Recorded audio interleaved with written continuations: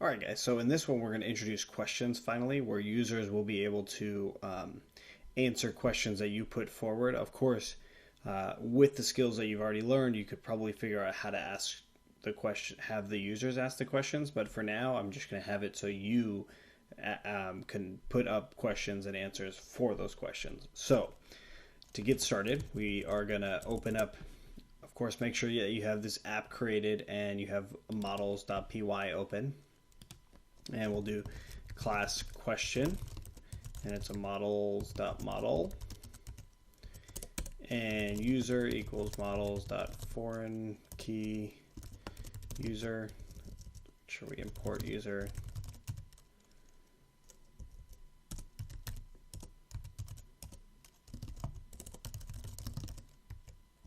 Okay, make sure you have that user imported there.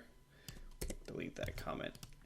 And then we'll just say the question, models.charfield max length equals, we can do 120 characters, and we'll do a timestamp.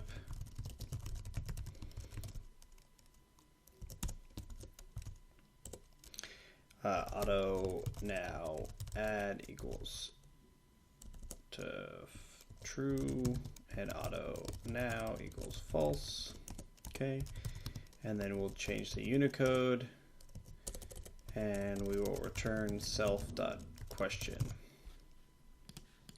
All right, well, we might as well do updated as well. Kind of get in the habit of doing that, just so if I ever want to know what the recently updated things are and all that. So that's kind of more of a personal style thing. You can do it however you want. Of course, you don't even have to put those on there if you don't want either, because the order that they are saved is the order that they were created and all that. So yeah, you don't have to worry about that too much.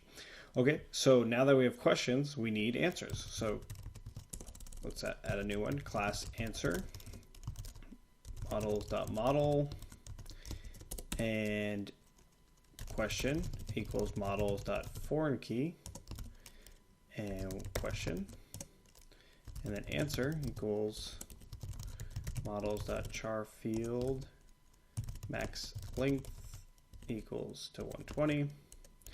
And in this case, I am going to only allow for like single choice. So either they're going to choose an answer yes, or they're only going to choose one specific answer per question. So it's not a multiple choice thing.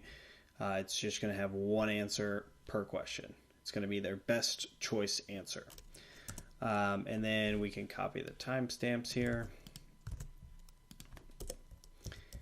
And we will define the Unicode.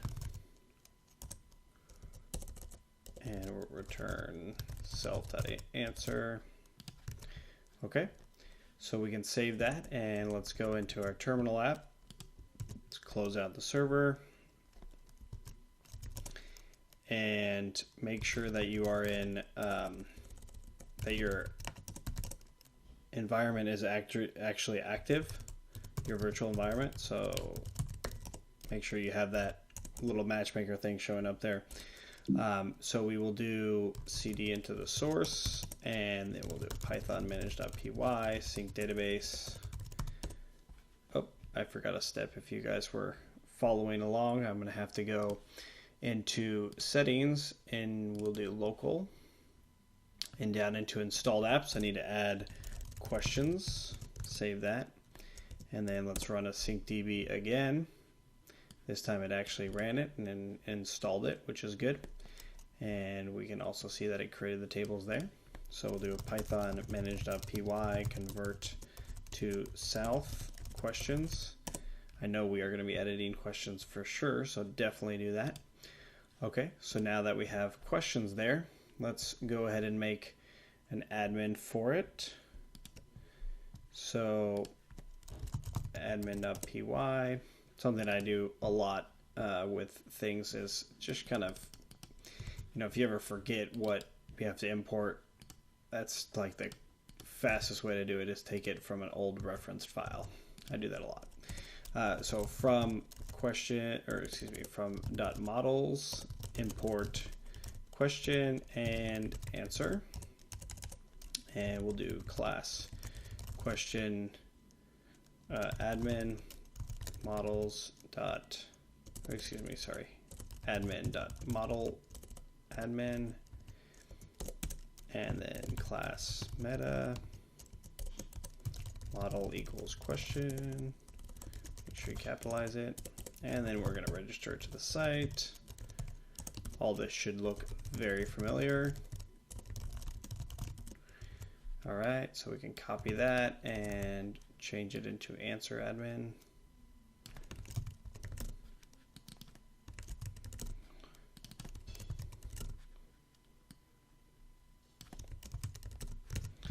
Okay, save that stuff, and let's make sure that the whole thing is running. So run server, and let's go into admin here. And then questions and answers. Okay, cool. So if we go into questions and we add a question, we can assign it to our user. What is your favorite color? You save that. Okay. And then we go into answers and we add some answers to that question. Red,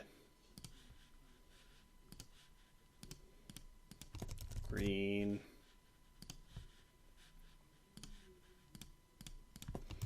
blue. Okay, and so now we have questions and we have answers. So let's actually show these by opening up our views, and we are going to import some stuff.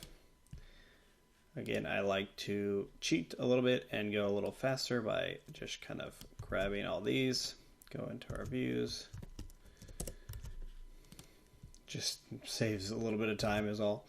And then we'll import our models. So from models, import question and answer. And then we'll define a request. So let's call it all questions and request.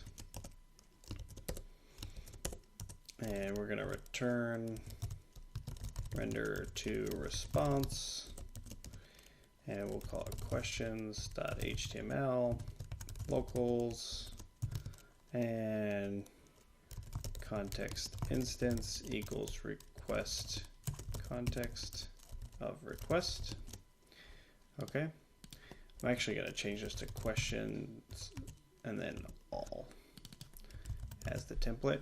So we need to make that template. Let's go to static. Under templates, make a new folder and call it questions. In questions, make a new file, all.html.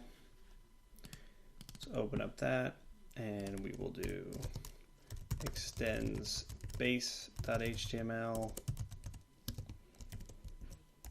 and then block content in block, and let's make a div class for a row.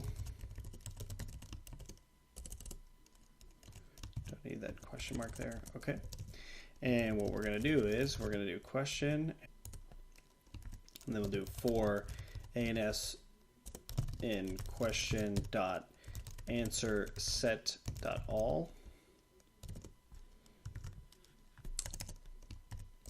and for, and we will just say answer, or ANS, excuse me. And since we're going to get all questions, we might as well do for question in questions, because we are saying this is all, and we can do that. But since we only have one, it's only going to show one. Nevertheless, this is important. Okay, so we have that now. In our view, we actually need to get that. So we'll do questions equals question.objects.all. Cool. So we can also pass in a dictionary here and do questions